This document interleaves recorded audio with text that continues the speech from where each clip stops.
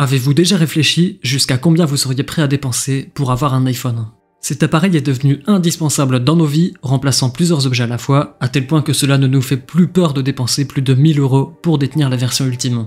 Ça n'est pas tombé dans l'oreille d'un sourd, Tim Cook l'a bien compris, les consommateurs sont prêts à payer ultra cher leur iPhone pour avoir le top du top.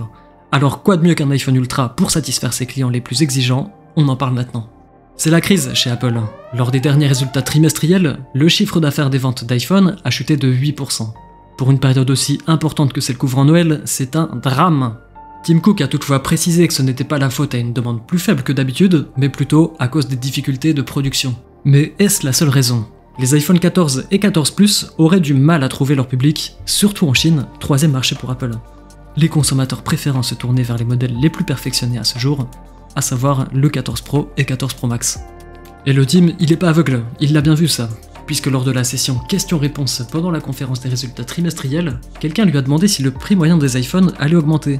Il a répondu que ce n'était pas un problème, que l'iPhone faisait désormais partie intégrante de nos vies et que les consommateurs étaient prêts à dépenser plus pour avoir le meilleur iPhone.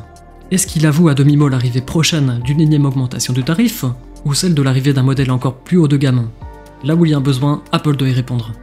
Surtout que les rumeurs d'un iPhone Ultra ne datent pas d'hier, et comme on dit, il n'y a pas de fumée sans feu. C'est donc le très bien informé Mark Gurman qui va de sa prédiction.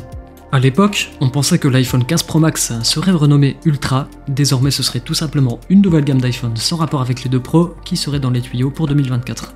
Pour 2023, Apple devrait inaugurer un nouveau design au bord plus arrondi tout en gardant un écran plat, un peu comme l'iPhone 5C pour ceux qui s'en souviennent.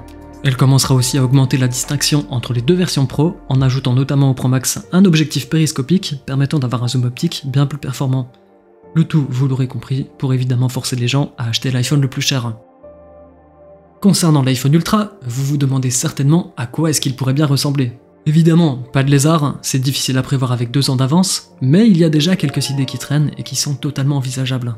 Par exemple, un design inédit avec du titane, un appareil photo encore plus impressionnant, un système sur plus évolué, un écran plus grand alors qu'on est déjà à 6,7 pouces sur le Pro Max. Mais allons-y, avec un Face ID intégré sous l'écran, et on en parlait la semaine dernière, cet iPhone n'aurait plus de port de recharge, il se reposerait donc sur de la charge MagSafe, AirDrop ou iCloud pour le transfert de données. Et tout comme l'Apple Watch Ultra, on peut aussi imaginer qu'un bouton Action configurable selon les besoins de l'utilisateur soit présent pour lancer l'appareil photo rapidement, par exemple. Samsung utilise déjà cette séparation de gamme depuis quelques années avec ses Galaxy S. Le top de chez Samsung se retrouve sur le S23 Ultra dévoilé récemment, incluant un design différent des S23 classiques, un écran plus grand, une meilleure batterie, un stylet intégré, un appareil photo avec un capteur de 200 mégapixels, un stockage de base de 256 Go, le tout à un prix de départ fixé à 1419 €. Samsung a aussi une gamme innovante en parallèle des Galaxy S, avec les Z Fold et Z Flip, ces smartphones pliables. Alors là tout de suite, on peut se dire, est-ce qu'Apple pourrait en faire de même et proposer un iPhone Fold encore plus cher aux côtés des iPhones standards, Pro et Ultra prochainement? Bien vu que Mark Gurman a toujours la réponse, Apple y réfléchit, mais le lancement ne serait pas prévu pour le moment. Ming-Chi Kuo a donné lui 2025 comme date au plus tôt, bref, c'est pas encore pour tout de suite. La firme de Cupertino miserait plutôt actuellement sur un grand appareil pliant de 20,5 pouces, un hybride entre un Mac et un iPad, avec une béquille en fibre de carbone au dos façon surface pour la maintenir en place, avec comme fenêtre de lancement 2024-2025. Cette machine servirait de test avant de potentiellement intégrer un écran pliable pour les iPhones. Après, est-ce qu'on veut vraiment un iPhone pliable? Je sais pas. De votre côté, est-ce que vous voyez un réel intérêt pour les smartphones pliables? Dites-le moi dans les commentaires. Maintenant qu'on sait plus ou moins vers quoi Apple se dirige, est-ce que la stratégie est la bonne? L'ADN d'Apple est avant tout la simplicité. Avec Tim Cook, on a parfois l'impression de la perdre. À trop vouloir segmenter les gammes, il perd les utilisateurs.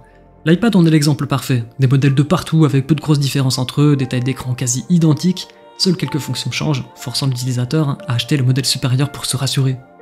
Un iPad Pro avec un Magic Keyboard revient aujourd'hui à plus cher qu'un MacBook Air. C'est quand même dingue.